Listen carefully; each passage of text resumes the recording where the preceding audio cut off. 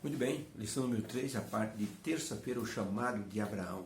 Deus fez um convite para Abraão, para que ele pudesse sair da terra onde ele estava, porque Deus queria começar com ele uma nova nação, o povo escolhido. A vida de Abraão não foi tão fácil como nós pensamos. Se deslocar da terra dos pais para ir para a terra de Canaã, dava praticamente em torno de uns 200 quilômetros. E pense na logística que Abraão teve que montar para levar todos os seus bens, suas ovelhas, seus bois, as pessoas que trabalhavam com ele, as concubinas. Não foi uma coisa muito fácil. Foi assim algo impressionante. Quando ele chegou na terra prometida, que era a terra de Canaã, chegando lá, existiam os cananeus, já era uma terra habitada. Então Abraão de repente se sentiu desanimado. Se não fosse a presença divina ter aparecido a ele dizendo: calma, Abraão, eu vou dar essa terra para você, não tenha medo. Por isso ele passou por essa situação assim de trabalho, de deslocamento. Depois então ele encontrou os cananeus como habitantes da terra. Um segundo ponto foi que Abraão não tinha filhos até aquela data. Sara era estéril. Como resolver esse problema? Deus disse: eu vou fazer de você uma grande nação. Para que essa promessa se tornasse realidade, demorou assim quase 24 anos. Depois, onde Abraão estava, a terra passou por um período de seca, de fome. Ele foi até o Egito. Chegando no Egito, passou por uma situação muito delicada. A pergunta número 4 diz assim: ao estar em Canaã, que coisas aconteceram para fazer com que ele fosse ao Egito e como ele acabou cometendo alguns erros no Egito? Vamos ver Gênesis 12, verso 10 em diante, diz assim: e havia fome na terra de Canaã, e desceu Abrão ao Egito para peregrinar ali, porquanto a fome era grande na terra onde ele estava morando. E aconteceu que, chegando ele para entrar no Egito, disse a Sarai, sua mulher: ora bem sei que és mulher formosa à vista, e será que quando os egípcios te virem, vão dizer: é a mulher dele, e matar-me-ão a mim, e te deixarão com vida? Por favor, eu te peço que você diga que você é minha irmã. E Sarai foi então entrando no Egito com Abraão, e ao entrar no Egito, os egípcios viram a mulher de Abraão, que era muito formosa. E Sarai foi levada para a casa de Faraó. Feriu, porém, o Senhor a Faraó e a sua casa com grandes pragas, por causa de Sarai, mulher de Abraão.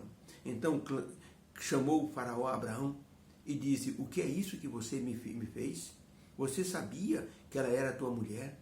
Por que você não me disse que ela era tua mulher? E então o Faraó disse: eu quero que você vá embora agora, você, sua mulher e tudo que você tem. Verso 20. E Faraó deu ordens aos seus homens, e eles então escoltaram Abraão até que ele saísse da terra com tudo que ele tinha. Gênesis 13, verso 1. Subiu, pois, Abraão do Egito para o lado sul do Egito, ele e sua mulher e tudo o que tinha, e com ele também estava Ló. Então, para a pergunta: ao estar em Canaã, que situações aconteceram que levaram Abraão ao Egito, e o que aconteceu ali, que erros ele cometeu?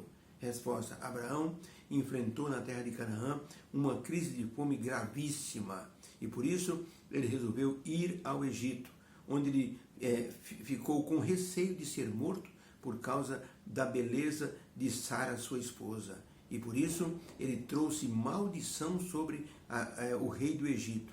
Ele foi praticamente expulso do Egito para não trazer mais problemas. Por isso, quando nós estamos testemunhando ou fazendo um trabalho missionário, é muito sério o nosso testemunho. Aquele que nós somos nos identifica de forma preciosa. Eu me lembro que o pastor Roberto Mota, quando estava fazendo uma conferência no Tucuruvi, aqui perto, ele disse que no domingo de noite ele chegou um pouco mais cedo e deu vontade de beber água. E disse que não tinha água no carro. Como faltava ainda 1 hora para o culto, era às 8, era 7 horas da noite, ele viu um bar. Estacionou o carro e foi no bar. Quando chegou no bar, ele viu um monte de homens jogando bilhar, alguns bebendo cerveja, e ele então olhou para aqueles homens e sabe o que ele pensou? eu vou levar esses homens, convidar todos para ir para a conferência. Mas como é que eu vou fazer isso? Ele viu os homens jogando bilhar. Ele sabia jogar bilhar, porque antes de ser adventista, ele era da torcida do Corinthians, ele disse que ele era muito bom no bilhar. Ficar nos bares o tempo inteiro e acabou, então, se tornando muito bom, muito prático no bilhar. Ele disse, vamos fazer o seguinte, vocês estão aí jogando bilhar, eu quero fazer um desafio para vocês. Eu sou pastor da igreja adventista e eu vou fazer o seguinte, qual é o melhor de vocês aqui? Eu desafio para uma partida. Se eu ganhar, vocês todos vão comigo para a igreja, para a conferência. Se eu perder, eu fico com vocês aqui.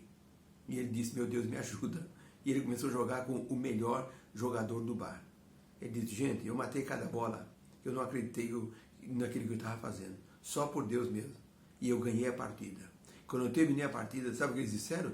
Você é pastor? Coisa nenhuma. Ele disse, eu sou pastor.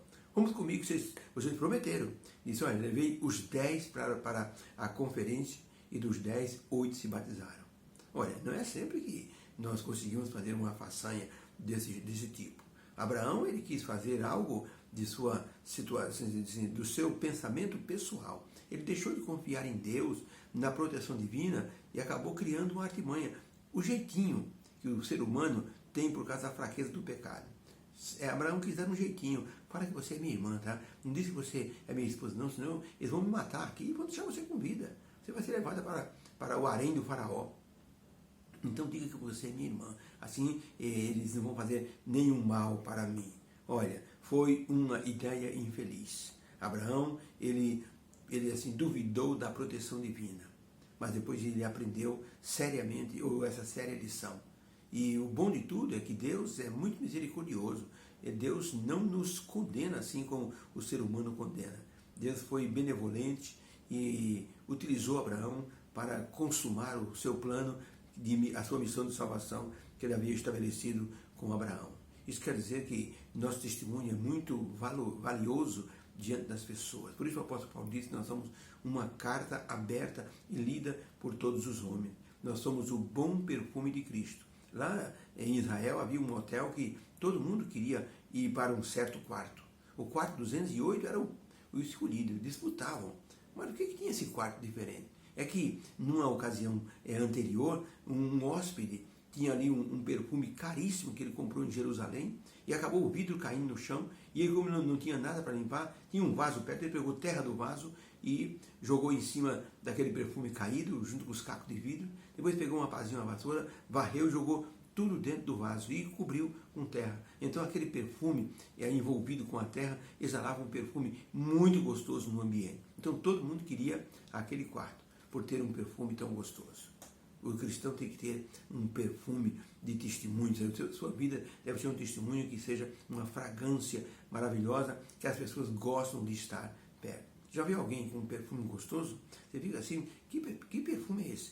Todo mundo quer saber, porque o perfume, assim, chama a atenção das pessoas. Tá? O apóstolo Paulo disse que nós somos o bom perfume de Cristo, como está em 2 Coríntios 2, verso 15. Por conta disso, a nossa vida, se dirigida pelo Espírito Santo, pode atrair pessoas para a missão de salvação. E esse é o plano divino. Que nossa vida seja um bom perfume, para que as pessoas sejam assim atraídas pela fragrância de Cristo e assim então as pessoas recebam a indicação do plano da salvação. Deus nos abençoe. Possamos ter em nossa vida esse sentimento. Deus quer nos usar como instrumento de salvação. Usou Abraão, a despeito dos erros que ele cometeu. E pode nos usar também. A despeito da nossa vida fraca, Deus pode nos utilizar para sermos um canal de bênção e de salvação para outras pessoas. Obrigado, meu Deus, pela lição de hoje. Abraão pecou, Abraão errou, mas o Senhor misericordioso perdoou Abraão e ainda utilizou ele como instrumento para a salvação da humanidade. Ajuda-nos, Senhor. Coloca tua mão em nossa vida, nos perdoe e nos usa em nome de Jesus. Amém. Beijo no coração, uma feliz terça-feira. Deus abençoe.